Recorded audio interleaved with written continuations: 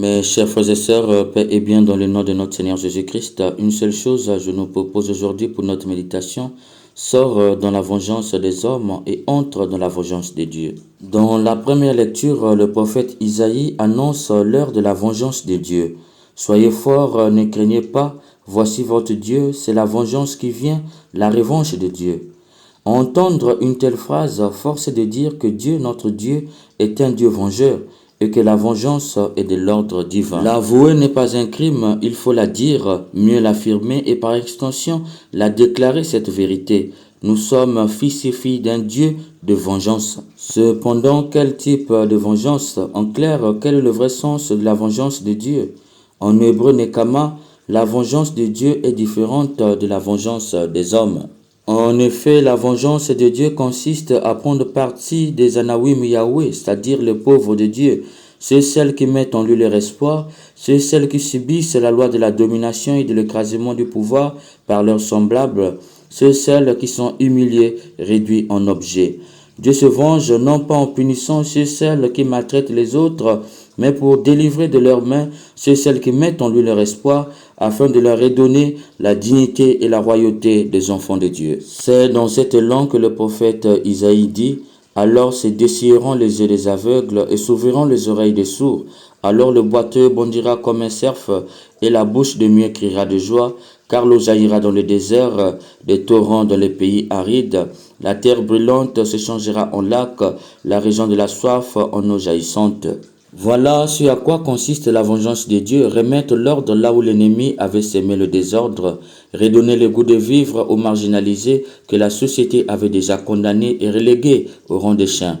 Elle est une vengeance parce que ceux qui font subir les atrocités aux autres, ceux qui punissent, sanctionnent, condamnent et se moquent en se croyant tout au-dessus des autres à cause de leur pouvoir et leur avoir, verront les marginalisés rayonner de la gloire de Dieu. Celui que tout le monde se plaisait à voir malade sera guéri. Une honte pour ses détracteurs. Celle qu'on abusait sexuellement parce qu'elle était aveugle verra. Et ses détracteurs auront honte puisqu'ils ne pourront plus jamais la mentir et abuser d'elle. Celle que tout le monde se moquait parce qu'elle était stérile sera enceinte et accouchera. Ses détractrices auront honte. Celui qu'on disait il ne peut pas, il n'arrivera jamais, il va pouvoir et il arrivera. Ses détracteurs auront honte de le voir réussir et avancer. Voilà le sens de la vengeance de Dieu: élever celui que tout le monde diminue et maintient en bas.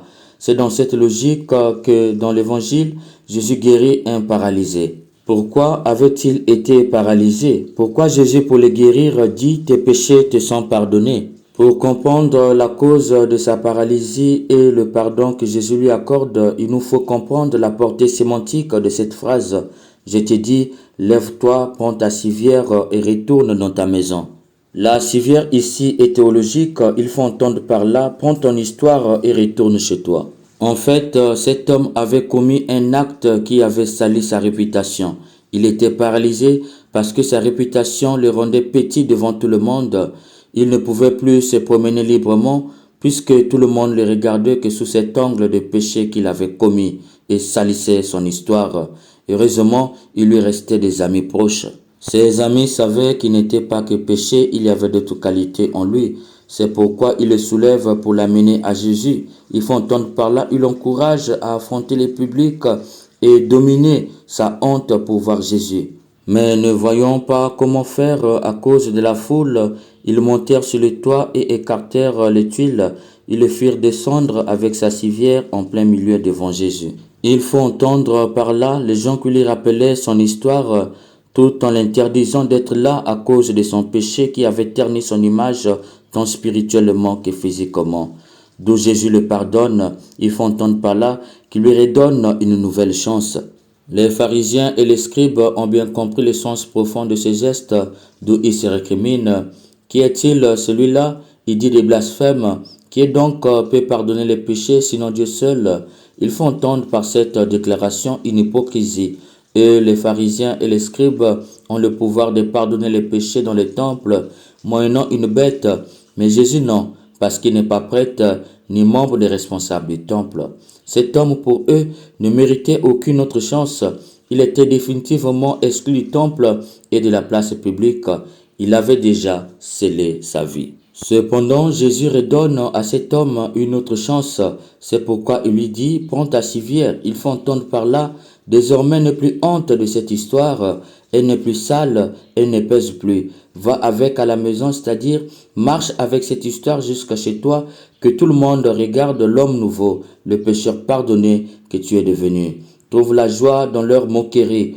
Confonds-les par ton sourire. S'ils se moquent, sois heureux, car Dieu lui-même t'a pardonné et t'a redonné une autre chance. C'est par la joie que tu feras montre que tes détracteurs seront humiliés. Voilà sur quoi consiste la vengeance de Dieu. Rétablir tout simplement celui que tout le monde écrase, rappelle son péché, en vue de le dominer. Celui que tout le monde ne regarde que sous cet angle de péché pour le mépriser, comme s'il n'était que péché, alors qu'il y a beaucoup de qualités en lui auxquelles on pouvait le regarder en vue de construire avec lui un monde à la vision de Dieu. Mes chers frères et sœurs, voilà la vraie vengeance qu'il nous faut adopter, celle de Dieu. Cela ne sert pas à vouloir rendre à tes détracteurs le mal qu'ils t'ont fait. Tu perdras le temps inutilement et comme eux, tu tomberas dans leur péché de faire le mal aux autres. Fais comme Dieu, concentre-toi sur toi. Il t'a déçu, pas la peine de te venger en faisant la même chose que lui. Donne-toi les moyens d'être encore très belle et joyeuse. C'est la joie qui sera ta vengeance. Ils t'ont fait du mal, travaille pour être meilleur et compétent, heureux et apprécié. Dieu va t'élever et tes détracteurs auront honte de t'adresser une parole ou pire d'être là où tu célébreras ta joie. Laisse à Dieu le soin de te venger. Il ne fera pas du mal à tes ennemis, mais il prendra soin de toi et te rendra meilleur. Et c'est là la vraie vengeance. Car celui que te maltraitait et espérait te voir malheureux finira par se donner la mort, puisqu'il ne supportera pas de te voir heureux et épanoui. C'est pourquoi dans ce monde, tu verras quelqu'un qui gagne 100 000 francs, mais qui donne le vertige à celui qui gagne 500 000 francs. Pourquoi? Mais parce qu'il vit heureux et épanoui avec les 100 000 francs. Et celui qui gagne 500 000 francs, dès lors qu'il entend qu'on va augmenter le salaire de l'autre, il a mal à la tête parce qu'il croit que le monsieur a déjà beaucoup, alors qu'il n'a que 100 000 francs. C'est juste la joie de savoir vivre avec le peu. Quand tu laisses Dieu te venger, il ne punira pas celui qui t'a humilié, il te relèvera. Souviens-toi de l'histoire de Joseph, de David et de ce paralysé. Souviens-toi aussi de Anne, la maman de Samuel, qui était stérile. Quand tu laisses Dieu te venger, certains de tes détracteurs rendront gloire à Dieu, d'autres qui ne peuvent supporter te fuiront en chemin. Cher bien-aimé, sors dans la vengeance des hommes et rentre dans celle de Dieu. Dieu te justifiera devant tes détracteurs. Ta joie, ton bonheur, ta réussite dans tout ce que tu feras donnera des migraines aux uns qui vont préférer te voir loin d'eux. D'autres diront que tu es parti voir Benzéboul. Mais toi, sois serein, continue d'épuiser le bonheur dans l'alliance avec ton Dieu qui est devenu le cœur de ton corps. Que l'Esprit Saint nous déterre dans la vengeance des hommes pour nous planter dans la vengeance de Dieu qui est la vraie revanche. Amen.